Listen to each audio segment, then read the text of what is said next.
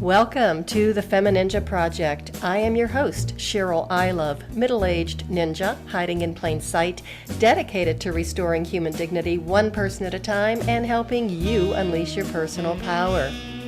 Discover that it's possible to look like a woman, act like a lady, move like a ninja, and think like a warrior. And remember, men are always welcome on the FemiNinja Project.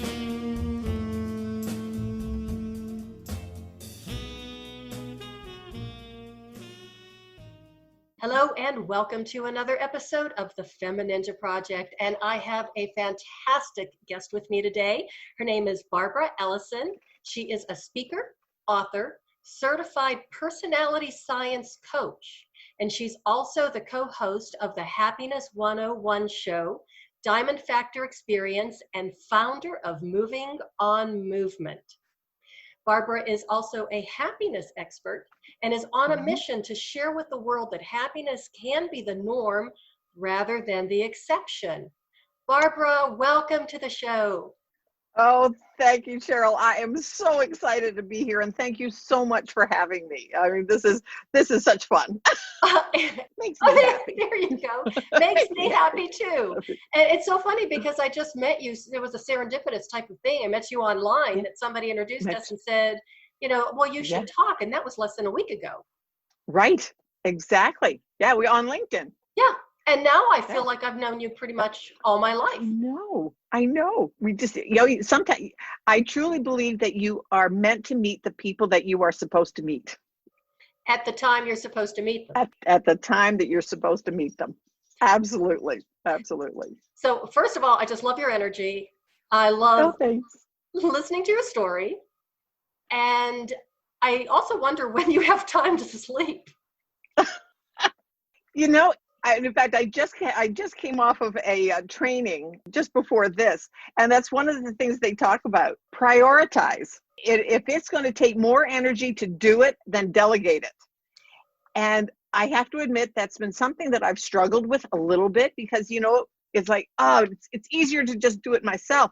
Yeah, no, because that's where stress and overwhelm come in. And it's like, oh, for heaven's sakes, Barbara, just stop. And one of the biggest things that I have found that I have to really do is to quit multitasking. Do one project, start to finish, turn off everything else, do one thing, start to finish, with no distractions. We're only just a few minutes into the show, and already we've got a fantastic life lesson and some words of wisdom from you. So thank you so much. I appreciate that. Thanks. I need to hear that too. We all do it. Especially as women. Yes. I mean, it's one thing if you're listening to something fun, if I'm listening to something fun, I will sit and crochet because I make baby blankets for the We Care Pregnancy Center. And so that's because it's mindless. Mm-hmm. I don't have to concentrate on doing it. So that's something different. If you're trying to learn a skill, then focus on it. Mm-hmm. And start to finish and be present with it. Ooh, that's another good one. Presence. Be present with it. I got to ask, how did you get started on this journey of happiness and spreading the joy around the world and sharing with the world that happiness is a way of life and it can be the norm, not the exception? To tell you the truth, it starts with the death of my husband, and he passed away 9 years ago. I'm so sorry. He was my soulmate. We expected to dance at our great-grandchildren's weddings because we both had longevity in our families. My dad lived to be 102. Wow. So that's what we expected. And then all of a sudden at 58, and you know what? And I'm going to put this out there just for the men listening. The only symptom that he had before we knew anything was wrong, he would be going to the bathroom more often, and his stream was a little bit less powerful. Well, what happened is he had a tumor growing in his bladder, and we did not know that was happening until one of the tentacles of the tumor went through his bladder wall. Oh. So then he had cancer everywhere in his body. And then at the end, like the last few months, one of the tumors went into the orbit of his eye, and that went into his brain. So here I watched this man who was sorry if I'm, yeah. We do emotions here. Oh, good. He went from being a vibrant worship leader at our church to being a violent monster in the last few weeks and months of his life. Oh, I'm so sorry. And it would happen. Oh, yeah, it was never would I have thought that. And I think I said to you that part of my life was the best part in some ways, because I was taking care of him, and I had the time to mourn while he was still there to comfort me. Mm-hmm. But it was the most awful time of my life, because I was watching him pass away. I was watching him die. Mm-hmm. And I would never wish that on anybody. And yet the other way, a friend of mine, they were getting ready for a fancy dinner, and he dropped in front of her. Oh. And she was a nurse. Oh. And they said he was dead before he hit the floor. I don't know which is worse. Yeah. But from that moment, when I really knew that he was, that he was really going to pass away, and it was like, oh, what am I going to do? What am I going to do? And then when he did pass away, I went through the widow's fog. Mm-hmm. Absolutely. I'll tell you one thing that I did do in the widow's fog, because that's the only thing I remember doing. I binged watched all 10 years of Frasier. The TV. And why I did that was because there were episodes that would make me laugh. And when I realized that I could laugh again and smile again, and that I was going to be able to go on again, which is why my website is called the Moving On Movement. Oh, okay. Because I had to move on. And how many people out there, especially women, that we have to move on from something. Mm-hmm. We have to move on from our children moving out of the house. We have to move on from possibly losing our spouse. We have to move on from getting downsized. We have to move on from whatever. Mm-hmm. And so that's kind of where that came from. And it became my journey. Mm-hmm. But the biggest thing, I think, was that I had to find out who I was outside of being a wife. Like all the labels that women put on themselves. Right. I'm so and so's daughter. I mean, you're your dad's daughter, your parents' daughter. Then you're a wife. You're a mother. Well, in my case, then I was divorced, and so I was a failure. Well, then I met David, and I was a wife again, and then I was a grandmother, and then I was a widow. Wow. Oh, yike! Who was Barbara in all of those things? And so that became my thing. I said, I've got to find out who I am, and what do I want, and how do I get it? And the thing is, Cheryl, at that moment, I had no clue. I knew what I didn't want. So I think that was maybe a step in the right direction. I knew what I didn't want, but I had no idea what I did want.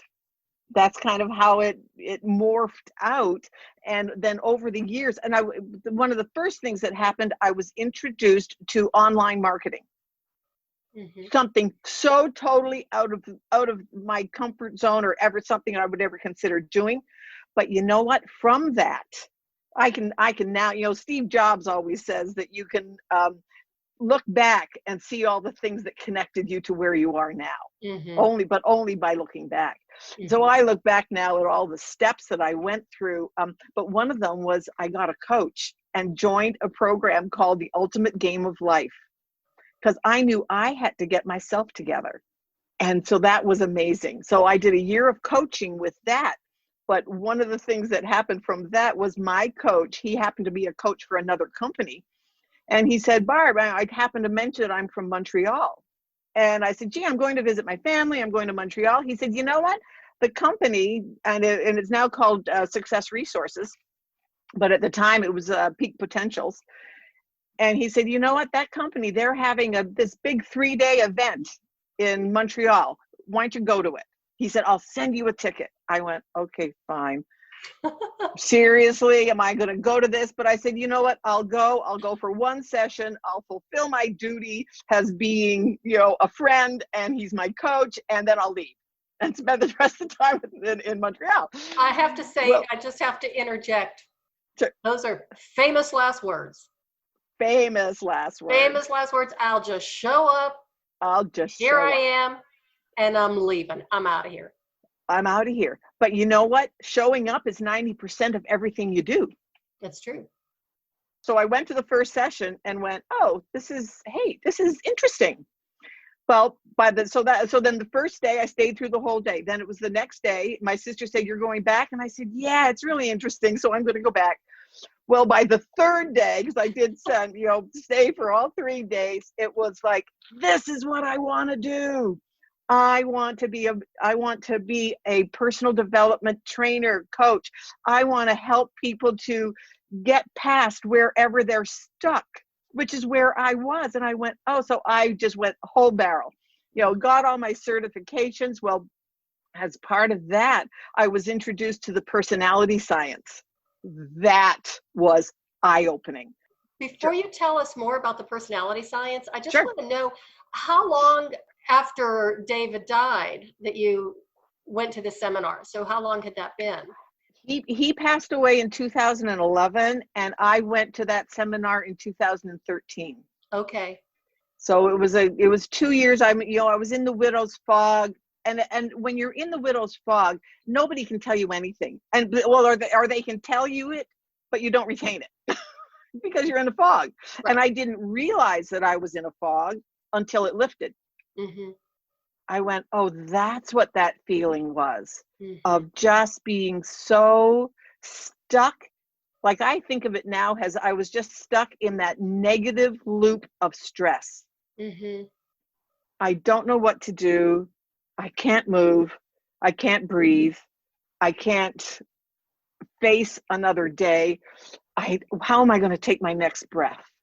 I went through all of that. But then you wake up. Mm-hmm. And on that day, it was like I realized that David had died. I hadn't. Mm. And remember, my dad lived to be 102.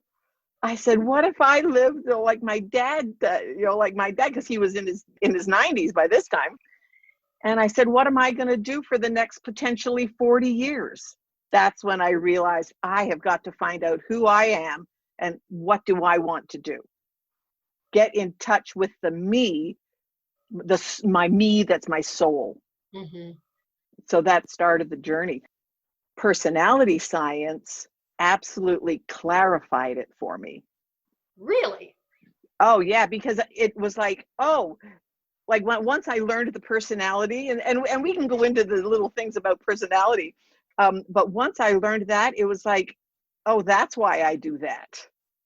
Oh, that's why David did that. Because there's little things that are clues about each of the different personalities. And right now, I mean, there's over 200 personality things. I mean, I've done DISC, I've done Myers-Briggs, I've done the color wheel, I've done the animals, I've done the Earth, Wind, and Fire one. Also in UA, I think there's a new one out. There's just all sorts of them. But it's finding out about who you are. And so that was one of the things that just absolutely, it just really catalyzed me to get myself moving, of that, oh, okay, fine. And then to learn about the people around me. One of my favorite sayings is that we can't do life on our own. That's true. We have to deal with the people around us, good, bad, and ugly. So I'm really curious about something else too, because you're saying, how Sure. there's over 200 different personality tests and stuff out there. Yeah. How many different personalities are identified? Oh, there's only 4. Oh. Like all the tests. Like, okay, I'll give you a couple of statistics. There's over 7 billion people on the planet. There's over 3,600 languages, but there's only 4 basic personalities. And depending on what test you're using, they can be, like in DISC, they're, I don't even remember what they are. Intuitives, there's all, because like DISC has 4, the color wheel has 4, the animals have 4, the earth, wind, and fire has 4, because how they describe them is slightly different in each one. Mm-hmm. Absolutely. But there is only 4. And the thing is that so many people think it's something new. It's been around for 2,500 years because they were first identified by Hippocrates, the Hippocratic Oath guy. Right. But he called them the 4 temperaments. And that's how he segmented the people that he was working with. But now they've just taken it to a whole new level of some of these assessments and what they're based on. And now they have artificial intelligence, like our company has the first artificial intelligence that will tell people what the code is of somebody else that they're talking to. And it's just amazing.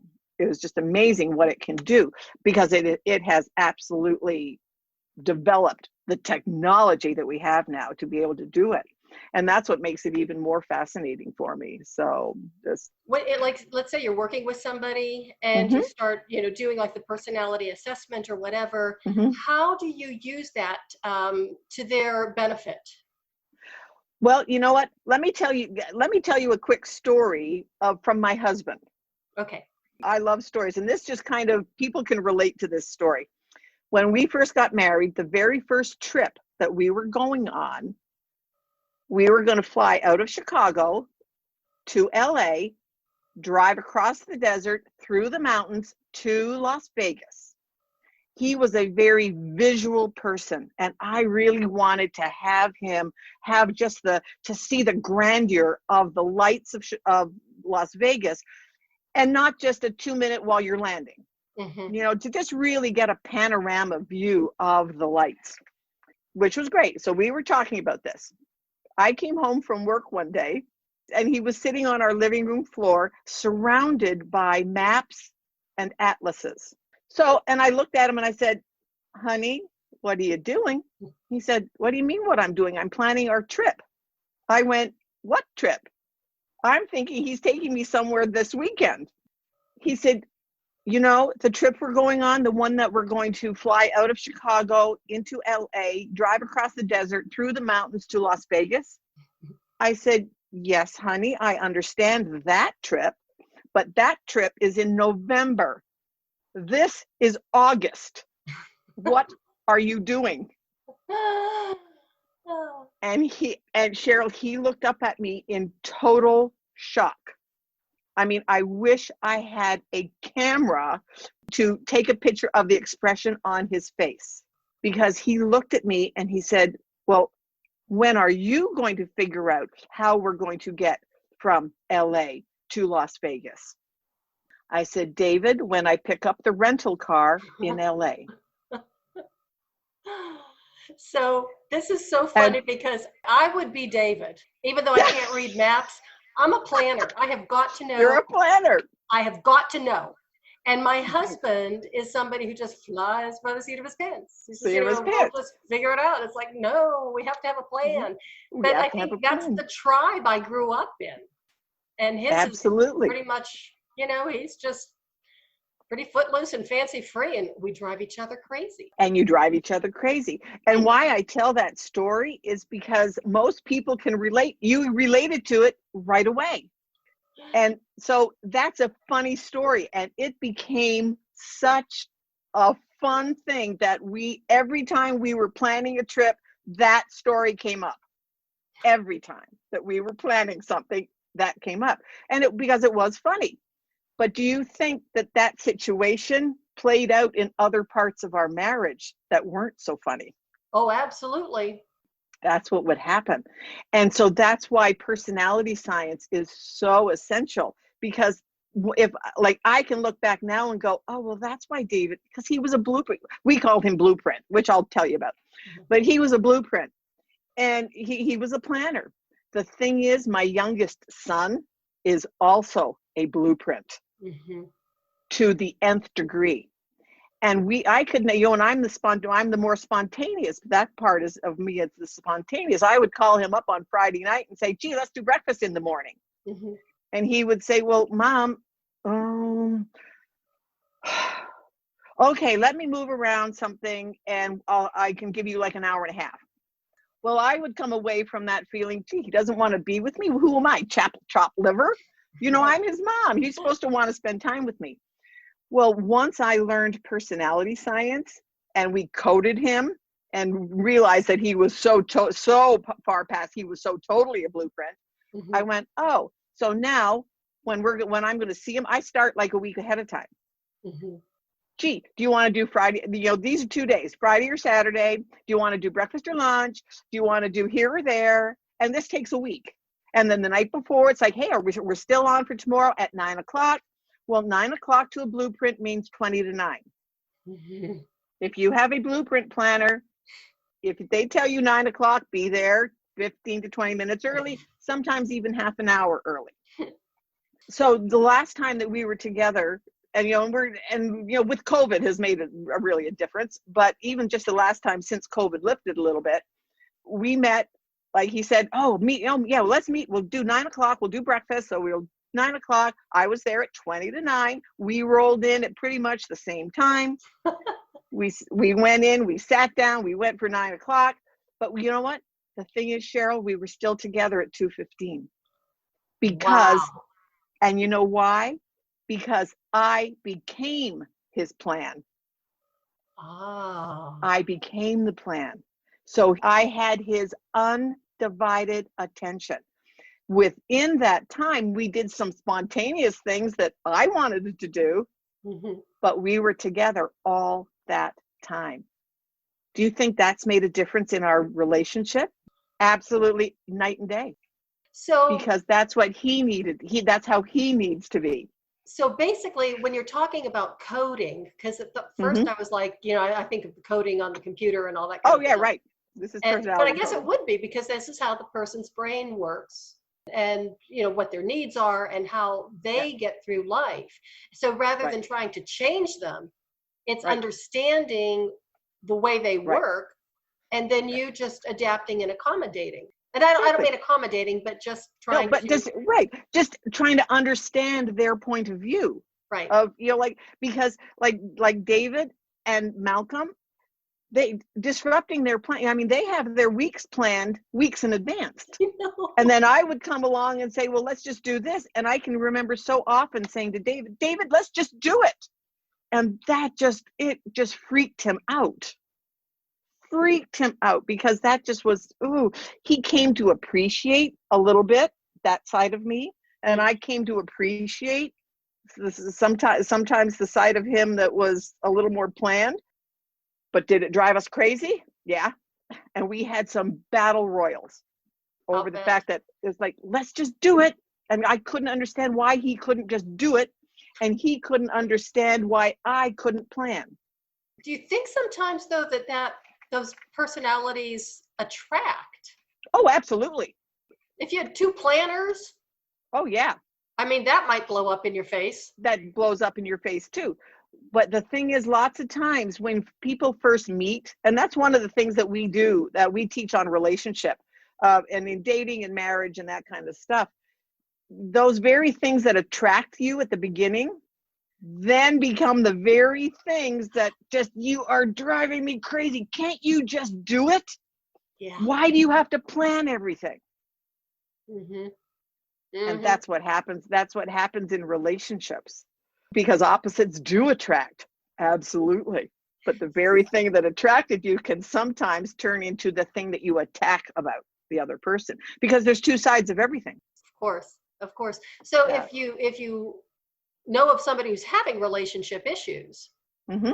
would you recommend them trying going to a personality science coach, or how do you work mm-hmm. with people? One of the things that I like to do with people is have them both do, like, we have a thing, it's called Crack Their Code. And that's going to be my free gift to you for your audience today, that they're going to be able to get their own personality code. And if they want to do somebody else in their family, they can use the same code. It's a freebie. Oh, and it's a $100 value, but we give it as a free gift just for, for people to be listening about it. Mm-hmm. But anyway, so what I do with families or, like couples or a family or a teamwork, people in teams, yeah. I will have them all crack their code.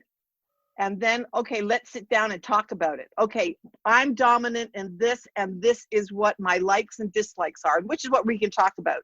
Mm-hmm. Okay, this is my dominant code. So say it would be you and me sitting down. Okay, my first code is nurturing. Okay, this is what is me. And then we would know what your code is. What's you? Lots of times when people are having difficulties, they don't know how to start the conversation, that there's an issue.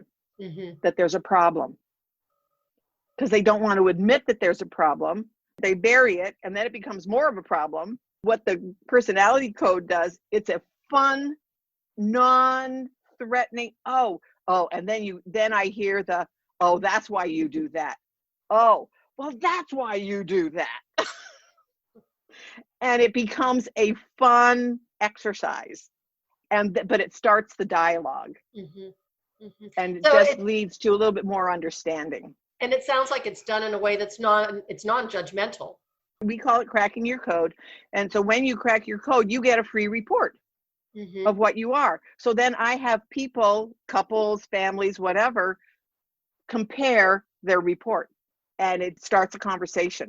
Because you might have the same first code, but because one of the things that people don't realize is that we are one of all four codes. We have all four codes in us. We just usually have one that's dominant.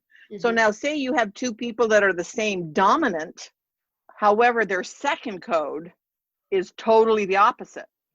That's where sometimes that you can, run into difficulties. Mm-hmm. So it's just fun to see what the hierarchy of your codes are. Mm-hmm. So you want to hear about the codes? Well, yeah, but you got me fired up because I'm thinking, boy, this could be a fun thing to do with me and my husband.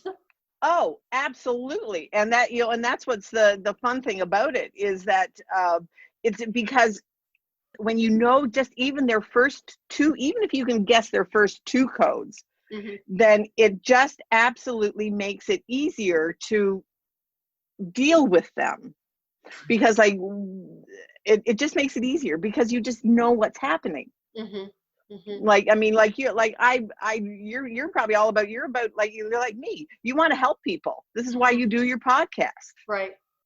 So that's why we probably connected so well, because we're the same first code. We're both nurturers, but our second codes could be totally different. So do you want to hear about what the codes are? I do. But so basically, before you go into that, sure. Basically you're just helping people communicate more clearly. Exactly. And rather than going through the same loophole or getting stuck again in that same vortex of having that same argument, that same fight over and over and over again, it's like, okay, I understand. That's why we're having a hard time, and we just need to work it out. Right. And let me share another little story. This is a friend of mine that she's a bank code person too. And she is a nurturer like me. Her husband was, of course, the total opposite. And one of the things that us nurturers want, we want to hear the words, oh, I love you. And, to be, and to come and hug me and, that kind of stuff, because that's our love language. Mm-hmm. Well, he was just totally opposite. And one day he happened to leave his phone on the kitchen counter or something other, and one of his alarms went off. And so she looked at it. She said, "What's that?" And it said, "Hug my girlfriend's name and tell her that you love her." And he had set himself reminders. And it just melted her heart that he was so in tune with that. That's what she needed, that he set himself reminders to do it. That's so sweet. I mean, but some other people might think, really, you had to set an alarm and set a reminder, but a planner does. That's right. A planner does. That's really funny. It has to be part of the plan. A hug and telling somebody I love them, that has got to fit into my schedule. That has got to fit in my schedule if that relationship is important, or like if it's a teamwork. tell the person that's the nurturer how much you appreciate them. You're Mm-hmm. so glad that they're part of the team. Mm-hmm. It's those little things that if you know that, you can do it. I don't care if you have to set a reminder to do it, because one of the things, personality can make or break a client sale. I can see that. Oh yeah, it can stimulate or sabotage a team, and if you're in a relationship, it can bring absolute harmony or it can bring absolute heartache. That's why it is so essential now that it's now becoming, and it's becoming so the norm that more and more and more companies are Mm-hmm. realizing that they have to do some type of personality assessments to be able to put the right teams together. So isn't that crazy that something that Mm-hmm. we've known about for 2,500 years? 2,500 years. And that, I mean, it's like a lot of things that, acupuncture and a lot of things that have been around for thousands of years. And now all of a sudden it's like, oh, this is new. And it's like, This is no. new. No, it's been around forever. Mm-hmm. Mm-hmm. It's been around forever. Well, it's fascinating. It is. It absolutely is. And I just love doing it. And that's why I love doing these, interviews. I love doing presentations. Like I do presentations on Zoom and it's so fun. I mean, I like doing the live ones, but right now we're only doing ones on Zoom. Right. In fact, I'm doing a presentation tonight for a friend of mine that she has a group of parents. Oh, and so I'm going to be talking about parenting your children. Okay, so now I'm knowing the code of your children. I'm going back to, oh Lord, I'm glad my parents didn't do that. I'm going back to what I said at the very beginning of the show, and that's like, when do you sleep? See, the thing is, though, this presentation tonight, that's what makes me happy. It feeds my soul. I love talking about personality because, and it's not about me, the fact that I'm talking about it. It's if I can change one relationship, then that makes all the difference. Mm-hmm. Like last Sunday, my meetup, I'm in a meetup group that we're finally now. So we'd meet outside in the park, social distancing. And we were talking about just all sorts of stuff. And we were talking about being happy. And my one girlfriend, she said, I have to admit, since Barb taught me about the codes, it has made such a difference in her relationship with her wife, with her friends, because she understands. She says, I could never figure out why would they do stuff like that? Well, now I know. It's because it's their code. And so now she's much more understanding, and it's made such a difference. She just kind of rolls with it, and so it just makes your life easier. I'm sure you've seen the movie, Miss Congeniality. Oh, I love it. Yes. Yeah. And at the end, I really do want world peace, which was so funny. But it's like, if we could do this and teach everybody, just imagine the world would be a much better place. Oh, can you imagine what it would do to world politics? If people could sit down, if leaders could sit down and know their codes, that would be absolutely amazing. Right? That's pretty powerful. Yeah. Well, right now, our parent company, Codebreaker Technologies, we are in 40 countries. We're already in 40 countries. Our goal is to be around the world. Wow. And you know what? It starts by letting me come on to your podcast and share the information. Mm-hmm. And that's how it starts. Do you work independently? Do you work through that company? Do you work specifically with relationships, couples, corporate, or all of the above? All of the above. Because relationships are all about people, and there's relationships in everything. So whatever is that somebody needs, like right now, and one of the things that I did, one of my joint venture partners, and he's a leadership trainer, and does amazing work. Anyways, one day I'm so excited about the artificial intelligence. It's absolutely amazing. So one of the things that I was able to do was take his marketing material and run it through my artificial intelligence. And so when I approached him, I said, you know what, I just wanted to let you know that all of your marketing material is all in one code. In his mind, it was okay because it was the type of people that he said he was targeting. And I said, but the thing is that you have to realize is that you are a leadership trainer. The code that spends the most amount of money on leadership training and personal development, you have totally ignored them. None of your marketing material is targeting them. And he went, that's very interesting. And now he's become a joint venture partner. Wow. Because he has realized that he is missing the boat. And like one of the things that I do too, if you know of anybody that's a realtor, you know, their house descriptions, those descriptions will be probably, and I've done some research of this. I go into Zillow all the time. And I put the house description through the AI. And so many times they're only in one code. So if somebody's reading that code, if you are not that person, you won't be attracted to, even though you're looking at, because most people will read the description first. What's the description of the house? Well, if there's nothing to remotely resonate with the other codes, they might just go past it without even stopping. Your goal as a realtor is to make them stop at the description. So if you have something of all 4 codes in your description, you have a better chance of getting them to stop and read the description. So if more people stop and read the description, are you going to get more leads for you to become a realtor to sell houses to? Because if you don't do that, you're basically hitting only 25%. All those people that you're missing out on. That you're missing out on.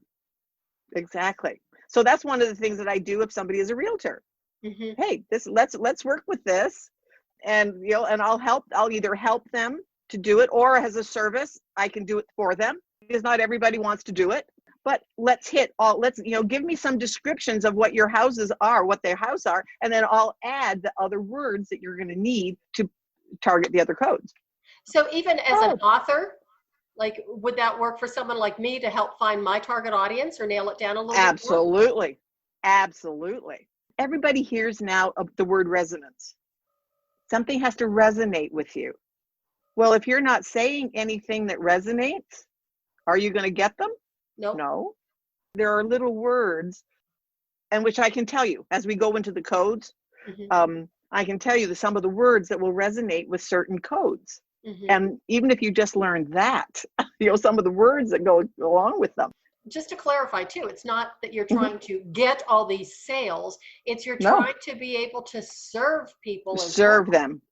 Exactly. You're trying to serve them. Yeah, trying to get them, for example, as a realtor, trying to get them into their ideal home.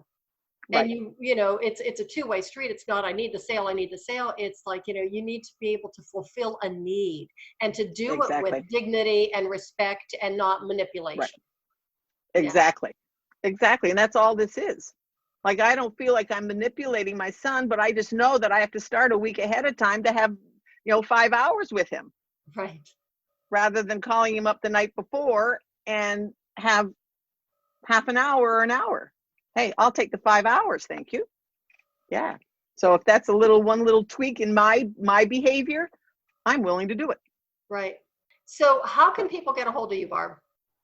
You can text me at 779-777-0465, and it's a text only, but leave your name and your number and one of the things, how you heard about it.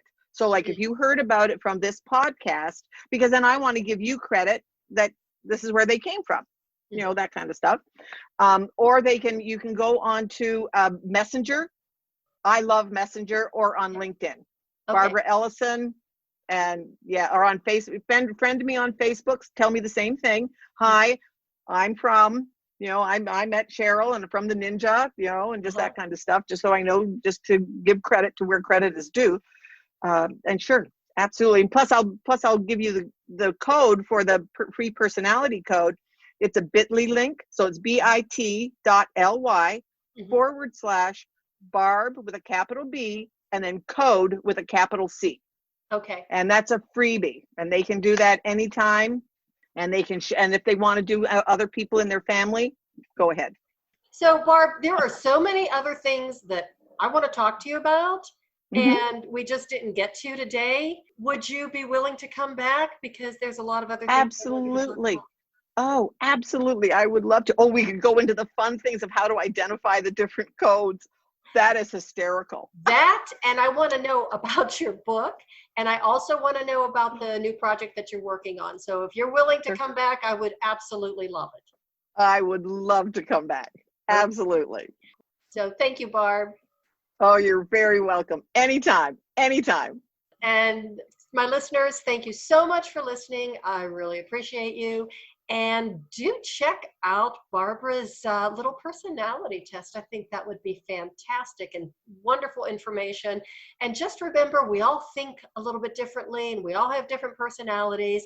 And if we understand each other and communicate with each other better, the world is going to be a better place. And that is the way of the FemiNinja.